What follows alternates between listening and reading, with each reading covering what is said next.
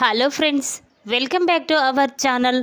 విక్రమ్ కృష్ణ రాధ మాటలు చాటుగా విని అసలు నిజం తెలుసుకొని విక్రమ్ చెంప పగలగొట్టిన రామచంద్రయ్య అది ఎలాగో తెలుసుకోవాలి అంటే ఈ వీడియోని ఎక్కడా స్కిప్ చేయకుండా చివరి వరకు చూడండి. ఇక స్టోరీలోకి వెళ్ళినట్లయితే రాధ ప్రియా చెంప పగలగొట్టి ప్రియాకి వార్నింగ్ ఇవ్వడంతో ఇక ప్రియా చాలా కోపంగా దమయంతి దగ్గరికి వెళ్ళి, అమ్మ ఆ రాధ చాలా ఎక్కువ చేస్తుందమ్మా, ఇప్పుడు నా చెంప పగలగొట్టింది, నాకే వార్నింగ్ ఇచ్చింది, నువ్వు ఎంత తొందరగా ఆ రాధని బయటికి గెంటేస్తే నేను బావని పెళ్లి చేసుకొని ఈ ఇంట్లో సెటిల్ అయిపోతాను, లేకపోతే నేను బ్రతకను అని చెప్పి ప్రియా దమయంతితో అంటూ ఉంటే ఆ మాటలు విన్న దమయంతి ఒక్కసారి షాక్ అయిపోయి చూస్తూ ఉంటుంది. ఏంటి ప్రియా, ఏం మాట్లాడుతున్నావే నువ్వు అనగానే అప్పుడు ప్రియా, అవునమ్మా, బావే నా భర్తగా ఊహించుకున్నాను, పెళ్ళంటూ చేసుకుంటే బావనే చేసుకోవాలనుకున్నాను, కానీ ఆ రాధ ఇంతలో నా స్థానం తీసేస్తుందని అనుకోలేదమ్మా. చూడు, ఆ రాధ నా చెంప పగలగొట్టింది, నేను తట్టుకోలేకపోతున్నాను అని చెప్పగానే ఇక ఆ మాటలు విన్న దమయంతి చాలా కోపంగా, ఎలాగైనా ఆ రాధని ఈరోజు ఇంట్లో నుంచి బయటికి గెంటేస్తాను అని చెప్పి ఇక రాధ గదిలోకి వెళ్తుంది. అక్కడికి వెళ్ళేసరికి విక్రమ్ రాధ మాట్లాడుకుంటూ ఒకరినొకరు చాలా ప్రేమగా ఉంటారు. అది చూసిన దమయంతి కోపంతో రగిలిపోతూ ఉంటుంది. ఏయ్ రాధా అని గట్టిగా పిలుస్తుంది. ఆ మాటలు విన్న రాధ ఒక్కసారి షాక్ అవుతుంది. ఇక వెంటనే పైకి లేచి, ఏంటమ్మా, ఏం జరిగింది అనగానే అప్పుడు దమయంతి, ఏంటే నీ పొగరు, ఏం చూసుకొని నీకింత ధైర్యం, ప్రియా మీదే చేయి చేసుకుంటావా అనగానే అప్పుడు రాధ, చూడమ్మా, ప్రియా ఎలా మాట్లాడిందో నీకు తెలియదు, నా గురించి తప్పుగా మాట్లాడింది, అంతేకాదు మా అమ్మా నాన్నల గురించి, నా కుటుంబం గురించి తప్పుగా మాట్లాడితే నేను ఎలా ఊరుకుంటాననుకున్నావు అని రాధ అనగానే ఆ మాటలు విన్న దమయంతి, నువ్వు ఊరుకునేది, తప్పు చేశావు కాబట్టే నా కూతురు నిన్ను అలా మాట్లాడింది, లేకపోతే ఎవడో వచ్చి నిన్ను ప్రేమిస్తున్నానని పెళ్లి చేసుకోవాలని నీ పేరు పచ్చబొట్టు పొడిపించుకున్నానని ఆ దుర్గాగాడొచ్చి ఎలా మాట్లాడాడే, ఇంకా మేము ఎలా అర్థం చేసుకోవాలనుకున్నాం. చూడు, ప్రియా మీద నువ్వు చేయి చేసుకున్నందుకు ఒక్క నిమిషం కూడా నువ్వు ఇంట్లో ఉండడానికి వీల్లేదు అని చెప్పి ఇక దమయంతి రాధ చెయ్యి పట్టుకొని లాక్కెళ్తూ ఉంటుంది. ఇక అది చూసిన విక్రమ్ కృష్ణకి చాలా కోపం వస్తుంది. వెంటనే, అత్త, ముందు రాధ చెయ్యి వదులుతావా లేదా అనగానే అప్పుడు దమయంతి, ఏంట్రా వదిలేది, తను ఎలా మాట్లాడిందో నీకు తెలుసా, ప్రియా మీద చెయ్యి కూడా చేసుకుందంట, దానికి ఏమంటావు అనగానే అప్పుడు విక్రమ్, అత్త ముందు చెయ్యి వదులు అని గట్టిగా అనగానే ఇక దమయంతి వెంటనే రాధ చెయ్యి వదిలేస్తుంది. ఏంటత్తా, రాధ ఏదో తప్పు చేసినట్టు మాట్లాడుతున్నా, రాధ గురించి ప్రియా తప్పుగా మాట్లాడింది కాబట్టే చెంప పగలగొట్టింది, అదే నేనైతేనా చంపేసేవాణ్ణి అని విక్రమ్ అనగానే ఆ మాటలు విన్న దమయంతి, ఏంట్రా నీ పొగరు, అయినా దీన్ని చూసుకొని నువ్వు నా కూతుర్నే చంపాలంటావా అని దమయంతి అనగానే అప్పుడు విక్రమ్, చూడత్తా, అసలు రాధ గురించి తప్పుగా మాట్లాడడానికి తను ఎవరు, రాధ గురించి నిజానిజాలు తెలుసుకోకుండా ఇలా మాట్లాడొద్దని నేను ముందే చెప్పాను, కానీ ప్రియ మాత్రం రాధని అవమానిస్తుంటే చెంప పగలగొట్టక చూస్తూ ఊరుకుంటాదనుకుంటుందా. చూడు, అయినా మా ఇద్దరి పెళ్లి విషయం మాట్లాడాలి, అంతేకాని తన కుటుంబం గురించి వాళ్ళ అమ్మా నాన్నల గురించి మాట్లాడడానికి ప్రియ ఎవరు, చూడు, ఇందాక రాధ కొట్టింది, అదే నేనైతే ఇప్పుడు వెళ్ళి ప్రియా చెంప పగలగొడతాను, రాధ గురించి తప్పుగా మాట్లాడినందుకు ముందిక్కడి నుంచి వెళ్ళు అని విక్రమ్ దమయంతికి వార్నింగ్ ఇవ్వడంతో ఇక దమయంతి చాలా కోపంగా, ఒరే విక్రమ్, నువ్వు చాలా తప్పు చేస్తున్నావు, ఈ రాధ నువ్వు అనుకున్నట్టు మంచిది కాదు, తన గురించి నిజం తెలుసుకోక ఇలా మాట్లాడుతున్నావు అనగానే అప్పుడు విక్రమ్, చూడత్తా, తను ఎలాంటిదో, తన క్యారెక్టర్ ఎలాంటిదో అన్నీ నాకు బాగా తెలుసు, ముందిక్కడి నుంచి వెళ్తావా లేదా అని చెప్పగానే ఇక దమయంతి కోపంగా అక్కడి నుంచి వెళ్ళిపోతుంది. ఇక అది చూసిన విక్రమ్ తన మనసులో రాధ ఇంకా ఇక్కడే ఉంటే చాలా బాధపడుతుంది, రాధని అలా బయటికి తీసుకువెళ్తాను అని చెప్పి ఇక విక్రమ్ రాధ ఇద్దరు కలిసి పార్కు వెళ్తారు. ఇక అక్కడ విక్రమ్ రాధ మాట్లాడుకుంటూ ఉంటారు. ఇంతలోనే రామచంద్రయ్య కూడా నా మనసేమీ బాగాలేదు, నేను అలా బయటికి వెళ్తే నా మనసు కాస్త ప్రశాంతంగా ఉంటుంది. ఈ ఇంట్లో ఉంటే పదే పదే నాకు చిట్టి గుర్తుకు వస్తుంది. కానీ నా చిట్టి ఎక్కడ ఉందో, బ్రతికి ఉందో చనిపోయిందో అర్థం కావట్లేదు. నా చిట్టి బ్రతికే ఉంటే నా దగ్గరికి తొందరగా వస్తే బాగుండు అని చెప్పి రామచంద్రయ్య ఇక తను కూడా పార్కుకు వెళ్తాడు. అక్కడ కూర్చొని చిట్టి ఫోటో చూస్తూ ఆలోచిస్తూ ఉంటాడు. ఇంతలోనే విక్రమ్ కృష్ణ రాధ కూడా అక్కడ ఉండడం చూసిన రామచంద్రయ్య, ఇదేంటి, నా మనసు బాలేక నేను పార్కుకు వచ్చాను, కానీ ఇప్పుడు విక్రమ్ రాధ కూడా ఇక్కడికి వచ్చారేంటి అని చెప్పి రామచంద్రయ్య అనుకుంటూ ఉంటాడు. ఇక ఇంతలోనే రాధ విక్రమ్తో, చూడు విక్రమ్ గారు, అసలు మనం ఇలా అగ్రిమెంట్ పెళ్లి చేసుకోవడం ఏమీ బాగాలేదు. ఈ విషయం మీ ఇంట్లో వాళ్ళకి తెలిస్తే వాళ్ళు చాలా బాధపడతారు. ఇప్పటికే అత్తయ్య మామయ్య నేనే తన సొంత కోడలనని, నాకు సంవత్సరం తిరిగేసరికి మనవన్నో మనవరాల్లో ఇవ్వాలని వాళ్ళు నా మీద చాలా ఆశలు పెట్టుకుంటున్నారు. కానీ మనిద్దరిది అగ్రిమెంట్ పెళ్ళని, నువ్వు మా నాన్నని విడిపించాక నేను అగ్రిమెంట్ చించేసి వెళ్ళిపోతానని వాళ్ళకి తెలియక వాళ్ళు ప్రేమ పెంచుకుంటున్నారు. ఇది ఎంతవరకు దారి తీస్తుందో నాకు అర్థం కావడం లేదు అని రాధ అంటుంది. ఇక ఆ మాటలు విన్న విక్రమ్ చాలా బాధపడుతూ, చూడు రాధా, నేను తొందరలోనే మీ నాన్నని విడిపిస్తాను. అంతేకాదు, నా చిట్టి, నా ప్రాణం కంటే ఎక్కువగా ప్రేమించిన నా చిట్టి ఎక్కడ ఉందో తొందరగా తెలుసుకుంటాను. నా చిట్టి మెడలో తాళి కడతాను. నేను మావయ్య రుణాన్ని తీర్చుకుంటాను అని చెప్పి ఇక విక్రమ్ కృష్ణ అనగానే ఆ మాటలు విన్న రామచంద్రయ్య ఒక్కసారి స్టన్ అయిపోయి చూస్తూ ఉంటాడు. ఇదేంటి, వీళ్ళిద్దరికి జరిగిన పెళ్ళి నిజం కాదా, అబద్ధమా? వీళ్ళు అగ్రిమెంట్ పెళ్లి చేసుకున్నారా?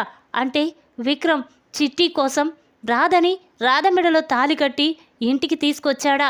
చిట్టి దొరకగానే రాధని బయటికి పంపిస్తాడా అని చెప్పి రామచంద్రయ్య కోపంతో రగిలిపోతూ ఉంటాడు. ఇక రాధ మాత్రం, చూడండి, ఎంత తొందరగా మా నాన్నని తీసుకొస్తే నేను అంత తొందరగా మా నాన్న దగ్గరికి వెళ్ళిపోతాను.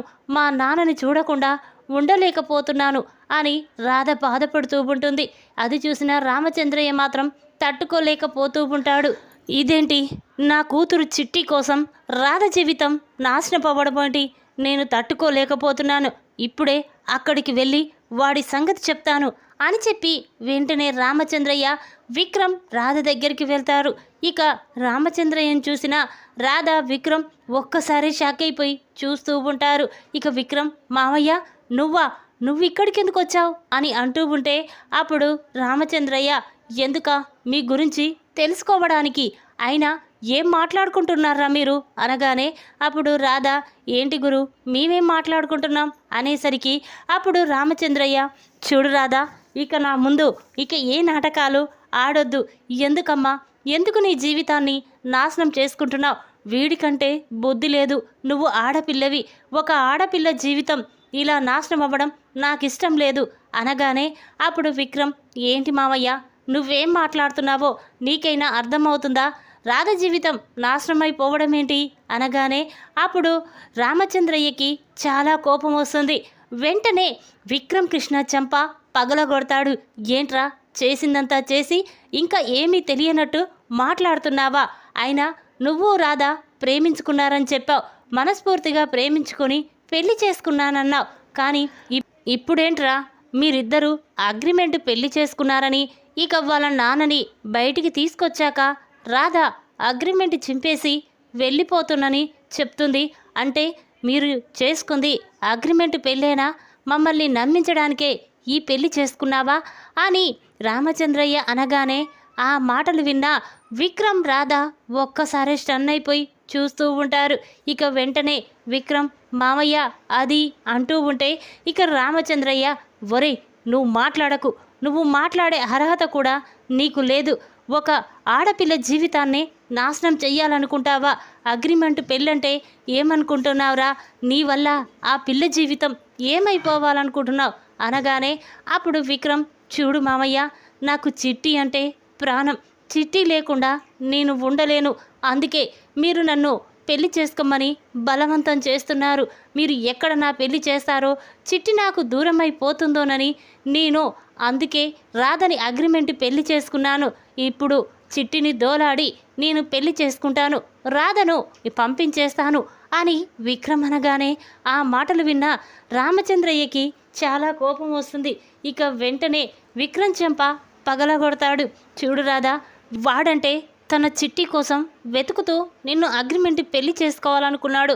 మరి నువ్వెందుకు ఒప్పుకున్నావమ్మా అనగానే ఇక రాధ జరిగిన విషయం మొత్తం కూడా రామచంద్రయ్యకి చెప్తుంది. ఇక దాంతో రామచంద్రయ్య చాలా బాధపడుతూ ఉంటాడు. ఇక వెంటనే రాధ రామచంద్రయ్యని హగ్ చేసుకొని బాధపడుతూ ఉంటుంది.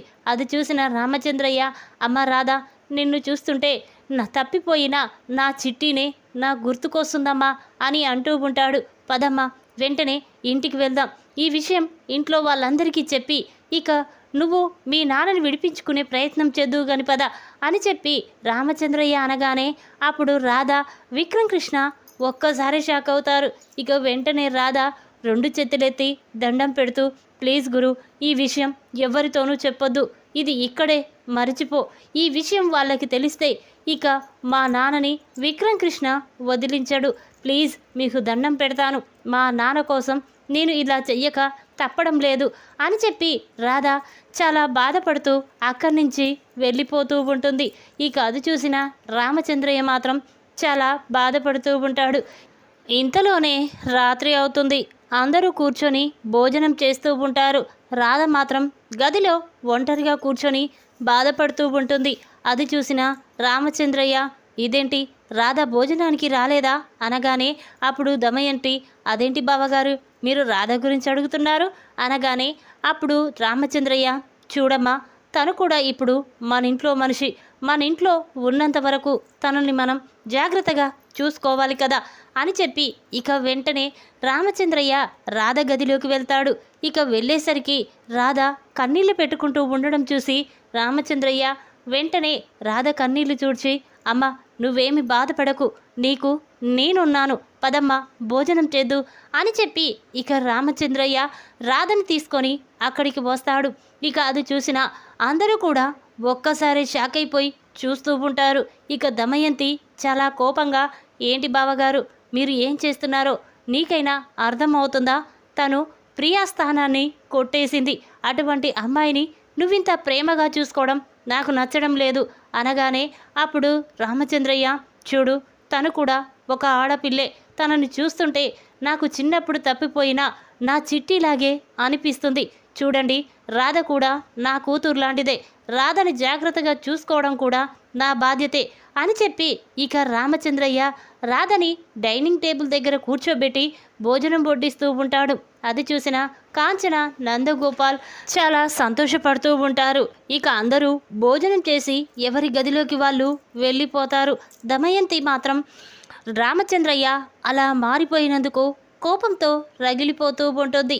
ఇక తన మనసులో, రామచంద్రయ్య, నీ కూతుర్ని, నీ భార్యని నేనే నీకు శాశ్వతంగా దూరం చేశాను. ఎందుకంటే నీ కూతురు స్థానంలో నా కూతురు ఉండాలని ఇలా చేశాను. కానీ అయినా నీకు బుద్ధి రాలేదు. ఇక నువ్వు కూడా ఉండకూడదు. లేకపోతే నా శత్రువైన ఆ రాధని నువ్వు మంచిగా చూసుకోవడం నాకు అస్సలు నచ్చడం లేదు అని చెప్పి ఇక దమయంతి కోపంతో రగిలిపోతూ ఉంటుంది. ఇంతలోనే ప్రియా, ఏంటి మమ్మీ, పెద్దనాన్న ఇలా చేస్తున్నాడేంటి? నాకంటే ఆ రాధ మీదనే ప్రేమ ఎక్కువ చూపిస్తున్నాడు. ఒకవేళ ఆ రాధే చిట్టి కాదు కదా మమ్మీ అని ప్రియా అనగానే ఆ మాటలు విన్న దమయంతి ఒక్కసారి స్టన్ అయిపోయి చూస్తూ ఉంటుంది. ఏంటమ్మా మళ్ళీ అను అనగానే ఇక ప్రియా, అవును మమ్మీ, ఆ రాధనే చిట్టి కాదు కదా అని అనగానే ఇక దమయంతి, లేదమ్మా, చిట్టి ఎప్పుడో చచ్చిపోయింది, అది నాకు తెలుసు అనేసరికి ప్రియా ఒక్కసారి స్టన్ అయిపోయి చూస్తూ ఉంటుంది. ఏంటి మమ్మీ, చిట్టి చనిపోవడం ఏంటి, నీకెలా తెలుసు అనగానే ఇక దమయంతి, అదే అమ్మా, అందరం చిట్టి వాళ్ళ అమ్మ చనిపోయిందని అనుకుంటూనే ఉన్నాం కదా, ఇప్పుడు కొత్తగా అనుకునేదేముంది అని చెప్పి ఇక దమయంతి అనగానే ప్రియా చాలా కోపంగా అక్కడి నుంచి వెళ్ళిపోతుంది. ఇక దమయంతి మాత్రం రామచంద్రయ్య గురించే ఆలోచిస్తూ ఉంటుంది. వెంటనే నేను పురుషోత్తం దగ్గరికి వెళ్ళి ఈ విషయం గురించి మా అన్నయ్యతో మాట్లాడాలి, లేకపోతే నా కూతురు జీవితమే నాశనమైపోతుంది అని అనుకుంటూ ఉంటుంది. ఇక ఇంతలోనే కాంచన, నందగోపాల్, రాధ, విక్రమ్ కృష్ణ అందరూ గదిలో కూర్చొని చాలా సంతోషపడుతూ ఉంటారు. ఇక అది చూసిన రామచంద్రయ్య మాత్రం చాలా బాధపడుతూ ఉంటాడు. నా కూతురు చిట్టి ఉంటే ఇప్పుడు విక్రమ్ కృష్ణకిచ్చి పెళ్లి చేసేవాణ్ణి. నా కూతురు ఇప్పుడు నా కళ్ళ ముందే చాలా సంతోషంగా ఉండేది. కానీ ఆ అదృష్టం నాకు లేకపోయింది. కానీ రాధాని చూసిన ప్రతి క్షణం నాకు నా కూతురే గుర్తుకు వస్తుంది అని చెప్పి ఇక రామచంద్రయ్య బాధపడుతూ ఇదిలా ఉండగా దుర్గా తన ఫోన్ తీసి ప్రియాకి ఫోన్ చేస్తాడు. దుర్గా నుండి ఫోన్ రావడంతో ప్రియా ఫోన్ లిఫ్ట్ చేసి చెప్పు దుర్గా అనగానే అప్పుడు దుర్గా, చూడు, నేను రాధ గురించే ఆలోచిస్తున్నాను. రాధని మనస్ఫూర్తిగా ప్రేమించాను, పెళ్లి చేసుకోవాలనుకుంటున్నాను. చూడు, ఎంతో తొందరగా రాధ నా సొంతమైపోతే అంత మంచిది. చెప్పు, రాధ ఇప్పుడు ఏం చేస్తుంది? ఒంటరిగా బయటికి వస్తుందా అని చెప్పి దుర్గా అనగానే అప్పుడు ప్రియా, చూడు, నాకు కూడా అదే కావాలి. రాధ బావ జీవితంలో నుంచి శాశ్వతంగా వెళ్ళిపోతే నేను బావ భార్యగా స్థానంలో ఉండొచ్చు అని ప్రియ అనగానే అప్పుడు దుర్గా, చూడు, ఎలాగైనా రాధ బయటికి వచ్చేలా నువ్వు చెయ్యి, ఆ తర్వాత ఏం చెయ్యాలో నేను చూసుకుంటాను అనగానే అప్పుడు ప్రియ, సరే మరి ఎలా తీసుకురావాలి, ఎలా వస్తుంది అనేసరికి ఇక దుర్గా, చూడు అని చెప్పి ఒక ప్లాన్ దుర్గా మాత్రం ప్రియాకి చెప్తాడు. ఇక దాంతో ప్రియ, సరే దుర్గా, నువ్వు చెప్పినట్టే నేను చేస్తాను. ఈరోజు సాయంత్రం ఆ రాధని తీసుకొని నేను బయటికి వస్తాను అని చెప్పి ప్రియా చెప్పి ఫోన్ పెట్టేస్తుంది. ఇంతలోనే సాయంత్రం అవుతుంది. ఇక అందరూ కూడా బయటికి వెళ్ళడానికి రెడీ అవుతూ ఉంటారు. ఇంతలోనే ప్రియా రాధ దగ్గరికి వెళ్ళి, ఏంటి నీకు కొత్తగా చెప్పాలా?